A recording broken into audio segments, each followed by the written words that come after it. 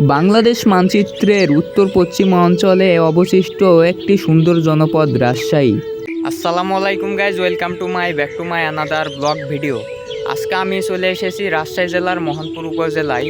তো আজকে আমি দেখাবো গ্রামের চাষাবাদ এবং গ্রামের চাষাবাদ থেকে শুরু করে এই যে আমার পেছনে ধান দেখছেন, এগুলো কিভাবে ধান থেকে চাউলে রূপান্তর হয় সব প্রসেস দেখাবো, আর গ্রামের যাবতীয় চাষ দেখাবো। তো ভিডিও দেখার আগে অবশ্যই চ্যানেলটিকে সাবস্ক্রাইব করে একটা লাইক কমেন্ট করে ভিডিও ফুল দেখেন, তাহলে বুঝবেন গ্রাম আসলে কত সুন্দর।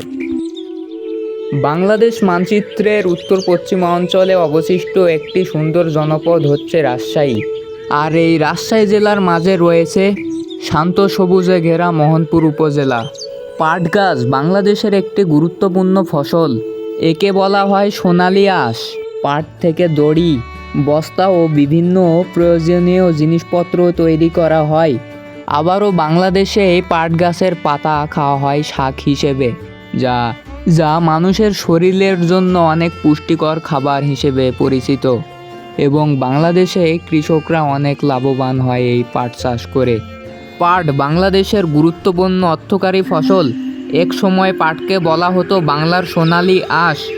বাংলাদেশ থেকে বিশ্বের বিভিন্ন দেশে পাট ও পাটজাত বিভিন্ন পণ্য রপ্তানি করা হয়। বিশেষ করে দড়ি, বস্তা ও কার্পেট এবং পরিবেশ বান্ধব ব্যাগের চাহিদা অনেক বেশি। গ্রামের কৃষকের পরিশ্রমে উৎপাদিত এই পাট আজ বিশ্বের নানান দেশে রপ্তানি করা হচ্ছে। আপনারা এখন যে পাট ক্ষেত দেখতে পাচ্ছেন, এই পাট শুধু গ্রামের মানুষের জীবিকার উৎস নয়, দেশের গুরুত্বপূর্ণ অর্থনৈতিক ভূমিকা কাজে লাগে। বাংলাদেশের উর্বর মাটি ও আবহাওয়া পাট চাষের জন্য উপযোগী, তাই প্রতি বছর দেশের বিভিন্ন জেলায় প্রচুর পরিমাণে পাট চাষ করা হয়। এই পাট দেশের চাহিদা পূরণ করার পাশাপাশি বিদেশেও রপ্তানি করা হয় প্রতি বছর। বিশ্বের অনেক দেশ বাংলাদেশ থেকে পাট ও পাটজাত পণ্য আমদানি করে থাকে, বিশেষ করে কাঁচামাল। এখন আপনারা দেখতে পাচ্ছেন পেকে যাওয়া সোনালী ধান ক্ষেত। বছরের নির্দিষ্ট সময়ে কৃষকরা পরিশ্রম করে ধান উৎপাদন করে থাকেন। বাংলাদেশে সাধারণত বছরে 3 ধরনের ধান চাষ করা হয়: আউশ, আমন আর বোরো। এর মধ্যে সবচেয়ে বড় ধান চাষ বেশি হয়। ধান বাংলাদেশের প্রধান খাদ্যশস্য। আমাদের দেশের অধিকাংশ মানুষেরই প্রধান খাদ্য ভাত, যা এই কৃষকের ধানক্ষেত থেকে উৎপাদিত হয়। ধান উৎপাদনে বাংলাদেশ বিশ্বের অন্যতম শীর্ষস্থানে রয়েছে। কৃষকের পরিশ্রমে ও মাটি উর্বর ও প্রাকৃতিক আশীর্বাদের কারণে বাংলাদেশ প্রতি বছর লক্ষ লক্ষ টন ধান উৎপাদন করে থাকে, যা দেশের খাদ্য উৎপাদনে অনেক বড় ভূমিকা পালন করে থাকে। এটাই আমাদের গ্রামের সৌন্দর্য। চারদিকে সবুজ ধান ক্ষেত, মাঝখানে শান্ত নদী, আর মাটির গন্ধে ভরে ওঠা সেই সোনালী ফসল ধান। 2 মাস আগে এই জমিতে ছোট্ট চারা লাগানো হয়, আর সেই ছোট্ট চারা আজ বড় হয়ে ধান ক্ষেতে রূপান্তরিত হয়েছে। ধান ক্ষেতের উপর দিয়ে উড়ে যাওয়া পাখি গ্রামের সৌন্দর্যকে আরও জীবন্ত করে তোলে। গ্রাম বাংলার সৌন্দর্য ফুটে ওঠে এই পাখি, ধান আর পরিবেশ নিয়েই। চারদিকে যত দূর চোখ যায় এই সোনালী ধানের সমুদ্র ভরা ঢেউ। আসলে যেন এটা সোনা, আসলে এটা সোনাই কৃষকদের কাছে। এই ধান ফলাতে কৃষকদের দিনরাত পরিশ্রম করতে হয়। হাজার হাজার টাকা খরচ হয় কীটনাশক এবং সার কিনতে। অনেক সময় গ্রামের কৃষকেরা মনে করেন তারা যথেষ্ট সহযোগিতা পায় না সরকার থেকে। সার, বীজ, সেচ আর ফসলের ন্যায্য দাম নিয়ে অনেক কৃষক কষ্টে থাকেন। তবুও কৃষকরা আশা ছাড়েন না। আপনারা এখন যে চিত্রটি দেখছেন, এটা হচ্ছে বাংলাদেশের গ্রাম্য অঞ্চলের ধান চাষ। এটা সাধারণ দেখতে মনে হলেও এটা দেশের জন্য অত্যন্ত গুরুত্বপূর্ণ ভূমিকা পালন করে থাকে। বাংলাদেশ একটি কৃষি নির্ভর দেশ। ধান চাষ শুরু হয় জমি প্রস্তুত চারা রোপণ এবং পরিচর্যার মাধ্যমে। এরপর ধান বড় হয় এবং পেকে যায়, তারপর কাটার উপযুক্ত হয়ে যায়। এই পুরো প্রক্রিয়ার মধ্যে রয়েছে কৃষকের কঠোর পরিশ্রম ও ধৈর্য। এই ধান ক্ষেতটি অবশিষ্ট শিব নদীর মাঝখানে। শিব নদী রাজশাহী জেলার অত্যন্ত গুরুত্বপূর্ণ একটি নদী। বর্ষাকালে এই নদীতে অনেক পানি থাকে এবং শুষ্ক মৌসুমে এই নদী শুকে একবারে কাঠ হয়ে যায়। যেসব গাছপালা আপনারা দেখতে পাচ্ছেন সেটা হচ্ছে আমবাগান।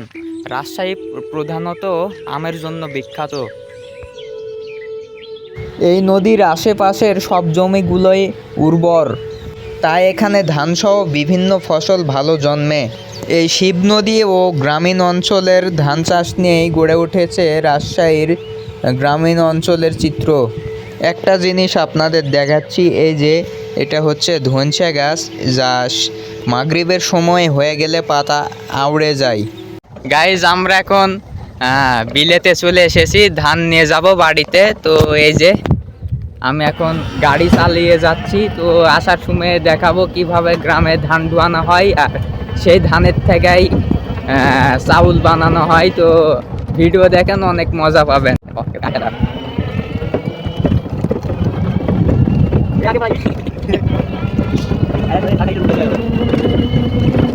ধরো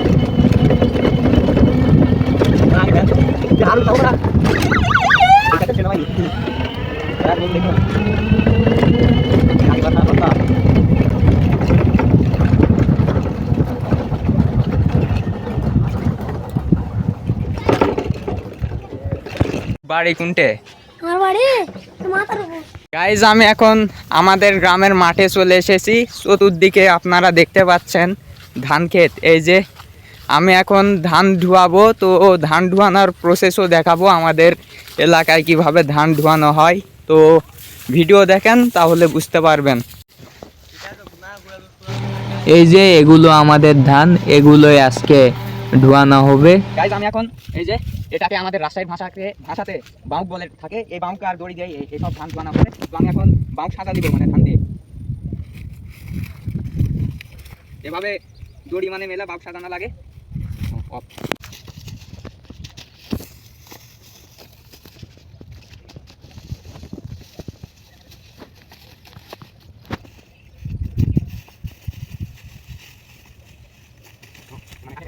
গাইজ আমি এখন ধান ধোয়াবো, 12 গুন্ডা নিয়েছি। তো এই যে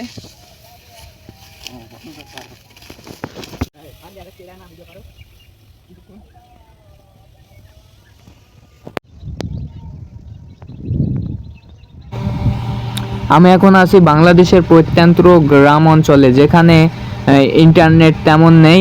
আর এই যে সামনে যেগুলো বাড়ি ঘর দেখছেন, এগুলো হচ্ছে শেখ হাসিনা সরকারের আমলে তৈরি করে দেওয়া হয়েছে গরিবদের জন্য। আজ আকাশে মেঘ অনেক লাগিয়েছিল। গাইজ আজকের ব্লগ এই পর্যন্তই। ব্লগ যদি ভালো লেগে থাকে অবশ্যই চ্যানেলটিকে সাবস্ক্রাইব করে পাশে থাকবেন। ধন্যবাদ।